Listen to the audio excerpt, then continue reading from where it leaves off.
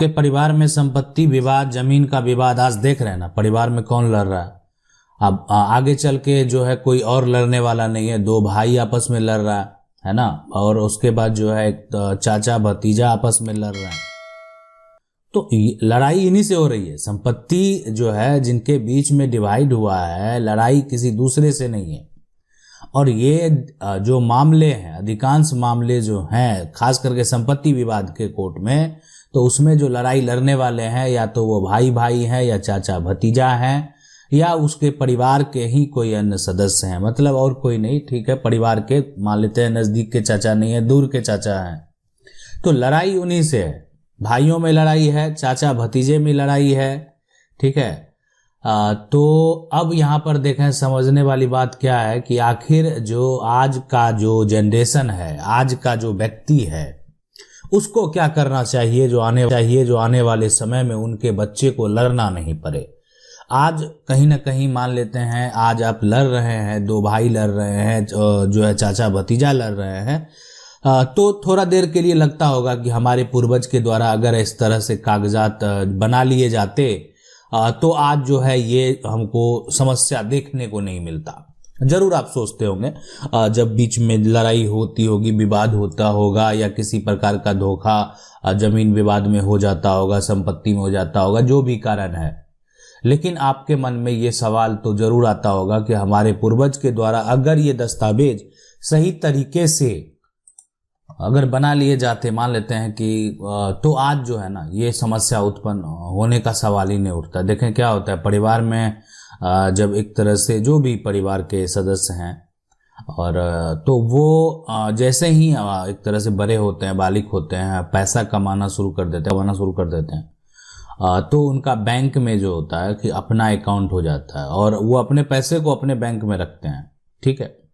और सभी लोगों का एक परिवार, एक जॉइंट परिवार में सभी लोग साथ रहते हुए भी अपने पैसे को अपने बैंक अकाउंट में अलग अलग रखते हैं, एक साथ एक ही बैंक में अपने पैसे को नहीं रखते हैं। ऐसा आप अक्सर जो है आपने लगभग कहीं नहीं देखा होगा। कोई भी जॉइंट है, अलग अलग लोग अपने अपने पैसे कमा रहे हैं, सभी अलग, सभी की आय जो है वो अलग है, तो सभी जो पैसा भी लेते हैं वो जो है एक तरह से अपने जो उनका बैंक का खाता है, अकाउंट नंबर है, उसी में पैसा लेते हैं। लेकिन जो प्रॉपर्टी होता है, जो उनका जॉइंट में प्रॉपर्टी होता है, वो किन्हीं एक तरह से उनके पूर्वज के नाम से ही दर्ज होता है, वो उसको अपने नाम पर ट्रांसफर नहीं करते हैं। देखें, विवाद कब उत्पन्न हो जाए ये किसी को पता नहीं होता है। आज जितने भी परिवार के विवाद कोर्ट में है, भाई का विवाद कोर्ट में है, भाई का विवाद कोर्ट में है, चाचा भतीजा का विवाद कोर्ट में है या अन्य व्यक्ति के साथ कोर्ट में है, तो वो बहुत पहले ऐसा नहीं सोचे होंगे कि मेरा मामला जो है, जब वो छोटे होंगे तो ऐसा नहीं सोचे होंगे कि मेरा जो मामला है वो कोर्ट में जाएगा या इस तरह का समस्या उत्पन्न होगा कि हमको अपने भाई से ही कोर्ट में लड़ना पड़ेगा। लेकिन विवाद हुए हैं तो बचाव जरूरी है ना। समझने वाली बात यही है कि हमको जो है अपने हिस्से की जो प्रॉपर्टी है उसको बचाना जो है वो बेहद जरूरी है, और उसको वहां पर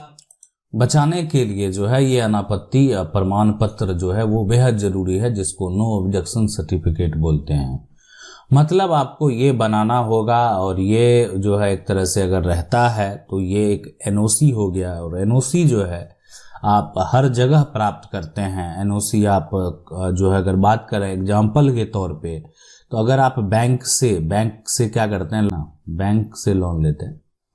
तो उसके बाद क्या प्रक्रिया होता है कि उसके बाद भी आपको जो है अनापत्ति प्रमाण पत्र जो है वो प्राप्त होता है, एनओसी जो है वो प्राप्त होता है, ठीक है। तो ये यानी कहने का मतलब ये है कि अगर यानी बैंक लोन ले लेते हैं, लोन लेने के बाद आप पैसा दे देंगे, एनओसी कब आपको देगा बैंक, है ना, जब आप पैसा उसका रिटर्न कर देंगे, तो आप खुद लेंगे कि अब कल भविष्य में आप जो है कोई ऑब्जेक्शन नहीं लगाइएगा। मान लेते हैं कहीं आप मकान ही लेते हैं, गाड़ी ही लेते हैं, तो आप जब उसका पैसा दे देते हैं, जब आपका पैसा पूरा हो गया तब आप जो है उससे एनओसी लेंगे। इसलिए एनओसी लेंगे ताकि भविष्य में जाके वो आप पर आरोप नहीं लगाए। एनओसी इसीलिए जरूरी है। जो है एक तरह से अनापत्ति जो प्रमाण पत्र है वो इसीलिए जरूरी है ना, कि अब जो है कोई भी व्यक्ति इस पे जो आपत्ति नहीं लगा सके, तो पर जो है उसी केस में अब अगर इस मामले में जब हम संपत्ति को जाकर अलग अलग कर रहे हैं, अब इसमें कोई जो है आज ठीक है अलग कर रहे हैं, हिस्सेदार है तो वो क्या करेगा, मान लेते हैं इसमें और लोगों का नाम है, ठीक है, लेकिन उसका अब हिस्सा नहीं बचा, वो अपना हिस्सा तो जो है जहां प्राप्त कर लिया, अब आप इसको अपने नाम पर कराना चाहते हैं या आपकी मान लेते हैं जो अपने नाम पर कराना चाहते हैं और अब इसकी बहन आपकी है, अब बहन तो अभी नहीं रह रही है, मान लेते हैं कि अभी जो है आपके सपोर्ट में है, भविष्य में मान लेते हैं कि ये 2 भाई हैं, अब 2 भाई में क्या होता है किसी कारण बस विवाद हो गया 2 भाई में, अब क्या होता है कि बहन भी कंफ्यूजन में है, या तो दोनों से संपर्क में रहेगी या मान लेते हैं एक से ज़्यादा क्लोज हो जाती है, तो ये जो एक तरह से ना मतलब जो माइंड जहां पर मैच कर जाता है तो वो ये प्रक्रिया चालू हो जाता है। तो अभी ऐसा आपको समाज में देखने को मिलता है, जो विवाद देखने को मिलता है, हम उसी की बात कर रहे हैं। तो उस केस में अगर मान लेते हैं आज सहमति है 2 भाई, आप अपनी संपत्ति को अलग अलग कर रहे हैं, तो जुगाड़ से जो है अपने नाम पर मत कराइए, एक एनओसी जरूर प्राप्त कर लीजिए, नो ऑब्जेक्शन बना लीजिए, अपनी जो बहन है उनसे भी सपोर्ट करवा लीजिए, ताकि जब ऐसा आप कर लेंगे ना तो जो भविष्य आपके बच्चों का होगा उसमें किसी प्रकार का विवाद उत्पन्न नहीं होगा। आज आपको लगेगा कि जो एक तरह से विवाद कैसे हो जाएगा, सब कुछ सही है, ऐसा कोई नहीं करने वाला है, हमको सब पर विश्वास है, लेकिन आज आपको उन पे विश्वास है जिनके साथ आप रह रहे हैं, आपको उन पर विश्वास नहीं है जो आपके परिवार के जो है अन्य लोग हैं, कहने का मतलब है जो आपके अगल बगल के पड़ोसी हैं, जो कि आप ही के पूर्वज से उनका भी जो है एक तरह से जनरेशन बढ़ा है, उन पे आपको इसलिए ट्रस्ट नहीं है, लेकिन एक समय ऐसा होगा कि जो उनके पूर्वज होंगे, है ना, मान लेते हैं घर यहाँ है, आपके पड़ोसी का घर यहाँ है, अब इनका जो है रिलेशन भी आपके परदादा के साथ है, अभी आपका भी रिलेशन जो है परदादा के साथ है, ठीक है, तो दोनों तो एक समय तो दोनों परदादा के जो बच्चे होंगे उसी का जनरेशन है,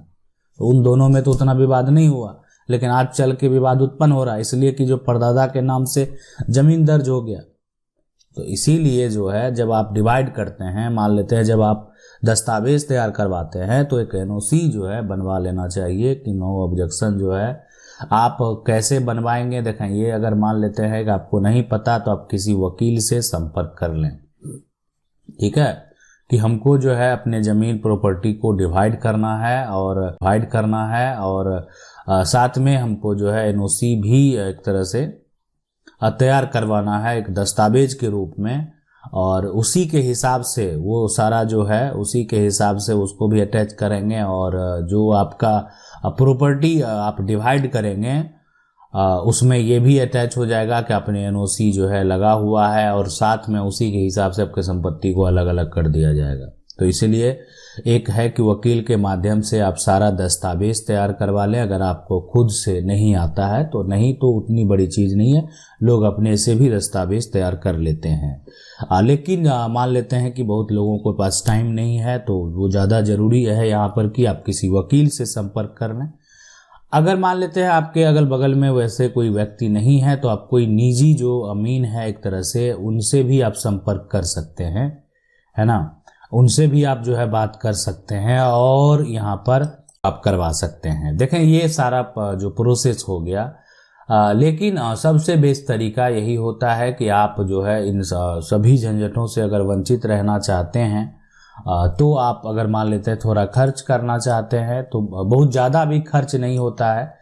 लेकिन थोड़ा अगर खर्च आप करते हैं तो आप चले जाएंगे निबंधन कार्यालय रजिस्ट्री ऑफिस, जहां पर सब रजिस्ट्रार का ऑफिस है, कार्यालय है, वहां पर आप जाएंगे और वहां से जो है आप चाहेंगे तो अगर जो ज़मीन है उसका जो रजिस्ट्री का प्रोसेस है, रजिस्ट्री उसको हम बंटवारा बोलते हैं, ठीक है,